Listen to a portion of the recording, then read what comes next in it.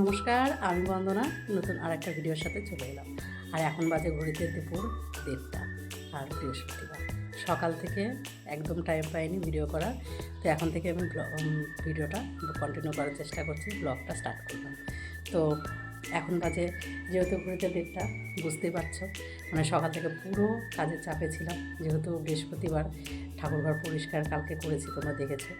তো আজকে মা লক্ষ্মীর ঘরটর পরিষ্কার করে গোপালদেরকে সবাইকে স্নান টান করে একদম পরিষ্কার করে সব গুছিয়ে নিয়েছি। আর ঠাকুরঘর পর্দাগুলো ধুয়ে দিয়েছিলাম, এই লাগিয়েছি। আর এই যে এখানকার পর্দাগুলো এখন লাগাবো, এই যে এখানে আছে পর্দা। আর এই যে নিয়ে চেয়ারের উপর এখন দাঁড়াবো, দাঁড়িয়ে এগুলো লাগাবো। আর এই যে এগুলো গতকালের কাপড় সব এখানে জড়ো করেছি। আর এগুলো সকালে কিছুটা ধুয়ে দিয়েছি, যে পর্দাগুলো এগুলো সব প্রায় শুকিয়ে গেছে, এখন লাগিয়ে দেবো। আর এই নিচে পড়ে আছে, এগুলো এখন ধোবো। তারপর এই রোগটা দেখে একটু স্বস্তির নিঃশ্বাস ফেললাম, মানে যাই না কতক্ষণের জন্য, তো যতটুকুর জন্য আছে মানে অতিথি হিসাবে ততটুকুই একটু সম্মান করি। তো যা যা আছে সব এখন ধুয়ে ফেলবো, এই হলো কথা। মানে আমাদের কোনো কিছুতেই মানুষের সহ্য পায় না, না বেশি গরম না বেশি বৃষ্টি। তবে এতটা হয়তো আমার অসুবিধা হতো না, বৃষ্টিটা হলেও মনে হয় বেশ ভালোই লাগে আমার। কিন্তু কিছু করার নেই, ওই যে বাড়িতে সামনে আর কয়েকটা দিন বাদে আছে পুজো। তো বাড়িঘরগুলো একটু সব না ধোয়া পাকড়া পয় পরিষ্কার করলে না ভালো লাগে না, মনটা খুঁতখুত করে। আর আমি তো একদমই পারি না সবসময় এই মোছা কাছা ধোয়া পয় পরিষ্কার, এক কথায় ক্লিন করতে, মানে সব কিছু আমার ভালো লাগে, পারফেক্ট হয়ে থাকবে সব কিছু। তো যাই হোক, এদিকে যে টবগুলো নামিয়ে রেখেছি, এই যে এখানে নামিয়ে রেখেছি, তখন টবগুলো আমার সব পড়ে পড়ে ভেঙে গেছে। আর কালকে ওই যে সিট পরিষ্কার করেছে, দেখো তুলসী মঞ্চটা একদম সাদা ফটফট করছে, কি সুন্দর লাগছে দেখতে, তাই না? তো ওইদিকে করা হয়ে গেছে। তো সকালে উঠে সিট স্কুল পাঠিয়ে দিয়েছি, স্কুলে গেছে। আর এদিকে খাওয়া দাওয়া সবার কমপ্লিট হয়ে গেছে। তো মেয়ে স্কুল যায়নি, আজকে ওর স্কুল নেই, যেহেতু আর 2 দিন বাদ থেকে ওর এক্সাম আছে, সেই কারণে সিট তো স্কুলে চলে গেছে। ও আসবে কিছুক্ষণ বাদেই আসবে, বলতে 1:30 বাজে, আর 1.5 ঘন্টা চলে আসবে। তার মাঝে আমি কাজগুলো একটু সেরে নিই। তো ভাবছিলাম একটু রেস্ট করবো, মানে এখনও পর্যন্ত আমি বুঝতে পারিনি, জানো তো। মানে পুজো সেরে উপরে গেছি, ও পুজো সেরে নিচে গেছি, উপর থেকে গিয়ে রান্না টান্না সব যেটুকু, বলতে রান্না কিছু করিনি আজকে, কালকে সব ছিল। কালকে যতগুলো রান্না করেছি সব বেশি বেশি পরিমাণে একটু করেছিল, তো সেগুলোই এইবার বেলাটা পার করব। তো তোমাদের দাদাভাইকে বলেছি যা আছে তাই এবার, মানে এটা সেবা নাও, বিকেলে তারপরে দেখা যাচ্ছে। তো এখন এত কাজের মধ্যে না আর মানে রান্নাটাও একটা তো এক্সট্রা করে ওখানে সময় দিতে হয়। আমি পুজো সেরে উঠেছি 12টার সময়, তো গিয়ে ওগুলো সব খাবারগুলো গরম করলাম। ভাতটা মাইক্রোওভেনে একটু গরম করে দেবো পরে। আর এদিকে সিট আসলে পরে আতপ চালে ভাত করেছি। সিট আর সৃষ্টি, ওরা 2 ভাই বোনে আতপ চালে ভাত খেতে ভীষণ পছন্দ করে, তো করে দিয়েছি। সৃষ্টি খেলো আর আমি অল্প একটু খেলাম। আর এদিকে যা আছে সব কাজগুলো ভাবছি হাতে হাতে একটু টুকটাক করে নিই।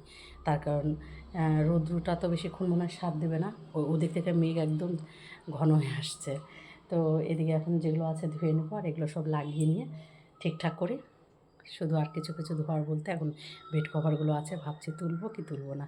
তো দেখে এটা কত দূর করতে পারি, তারপরে করব। আর ঠাকুর ঘরটা তো এখন দুপুরে ঠাকুর শয়নে আছে, কি আর দেখাবো, তো তোমাদেরকে দেখাই। কালকে তো দেখেছই একটুখানি। তো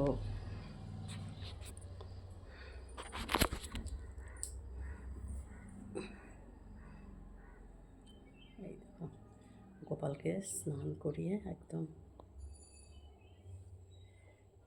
দেখেছো কত সুন্দর নতুন জামা নিয়েছি। এই যে গোপালকে যে এই জামাটা পরিয়ে দিয়েছি, এটা আমি গঙ্গারামপুর গিয়েছিলাম বাপের বাড়ি, তো ওখান থেকেই নিয়ে এসেছি জামাটা। এত সুন্দর জামাগুলো, তো পরে আমি তোমাদেরকে দেখাবো। এখন ঠাকুর ঘরের ভেতরে আমি ঢুকলাম না, যেহেতু ভাত খেয়েছি সেই কারণে। পরে সন্ধ্যার সময় তো আমি কাপড় ছেড়ে যেহেতু ঠাকুর ঘরে যাই, এই কারণে মন্দিরে। আর এই টাইমটা তো মন্দিরে ঠাকুরের শয়নের টাইম। তো যাই হোক, তো দেখতে থাকো আর আমি কাজগুলো সেরে নিই, সাথে থাকো। জলপাইগুড়িতে নার্সিং ট্রেনিং অবস্থায় যখন আমি ছিলাম, তখন সব নিজের কাজ নিজেই করতাম। হ্যাঁ, তখন কষ্ট হতো, তখন খুব মায়ের কথা মনে পড়তো যে মা কীভাবে কাজগুলো করতো একা একা।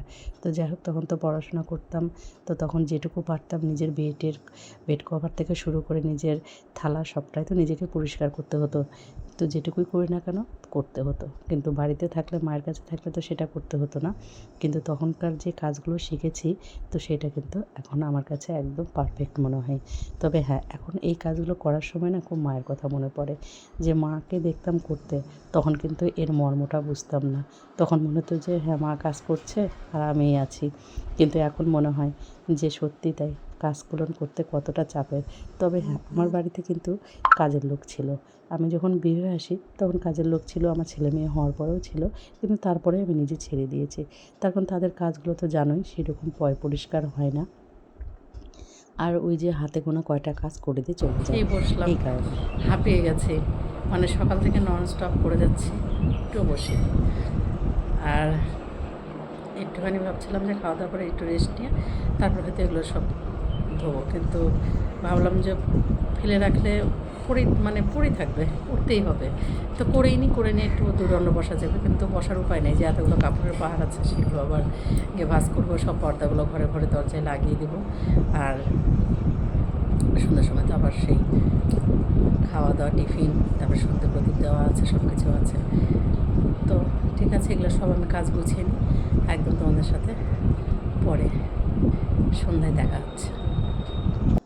তো সন্ধ্যের সময় নিয়ে চলে এসেছে চিকেন, যেহেতু দুপুরে কিন্তু সেরকম রান্নাবাড়ি হয়নি, সেই কারণে। তো এখন চিকেনটা সব কিছু জোগাড় করে নিই, রান্না চাপিয়ে দেবো। আর ওই যে কথা বলতে বলতে থেমে গেছি, মায়ের কথা। সত্যি, এখন বিয়ের পরে, দু বাচ্চার মা হওয়ার পরে কিন্তু আমরা যতই ছেলেমেয়েরা বড় হই না কেন, মায়ের ভালোবাসাটা কিন্তু সারা জীবন আলাদাই থেকে যায়। মায়ের কথা সত্যি ভীষণ মনে পড়ে। যখন এইসব কাজ করি, সব সময় নিজেকে এতটা ব্যস্ত দেখি, তখন মনে হয় যে মাকে ছোটোবেলা দেখেছি, তখন তাড়াহুড়ো করতাম, তাড়াতাড়ি খেতে দাও, তাড়াতাড়ি ভাত দাও। ভাত খেতে বসে যদি একটু দেরি হতো সবজি দিতে, চিৎকার করতাম। কিন্তু এখন কিন্তু সেই ফেজগুলো নিজেকে করতে হচ্ছে। তো যাই হোক, এদিকে কিন্তু চিকেনটাকে বসিয়ে দিয়েছি গোটা মশলা দিয়ে। আর দেখো, রান্নাটাও আমার কিন্তু কথা বলতে বলতে হয়েও এসেছে। আর চিকেনটা দুই ছেলে মেয়েই একটু করে খায়, তাও মানে মটন তো একদমই খায় না। আর এদিকে চিকেনের কিন্তু চপ করবে সিট। তো সেই ভিডিওটা আমি অবশ্যই তোমাদের নেক্সট ভিডিওতে দেখাবো। তো সবাই ভালো থেকো, সুস্থ